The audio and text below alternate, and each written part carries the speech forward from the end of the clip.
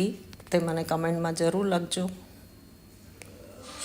જો સરસ એકદમ સરસ પેસ્ટ તૈયાર થઈ ગઈ છે. તેને આપણે આ દૂધમાં મિક્સ કરી લઈશું. બાઉલમાં જે દૂધ ટ્રાન્સફર કર્યું હતું તેમાં મિક્સ કરી લઈશું.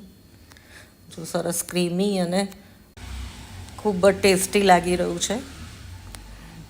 હવે તમારા મનગમતા ફળ એમાં ઉમેરી અને ફ્રૂટ કસ્ટર્ડ તૈયાર. તો મેં કેળા, સફરજન અને દાડમ ઉમેર્યા છે. તમે ઈચ્છો ને તમારા ઘરમાં જે ફ્રૂટ ખાતા હોય તેમાં ઉમેરી શકો છો. ફક્ત ખાટા ફ્રૂટ નહીં ઉમેરવાના.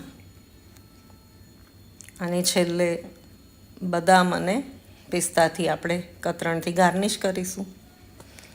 જો સરસ મજાનો અને ઠંડો ફ્રૂટ સલાડ તૈયાર છે.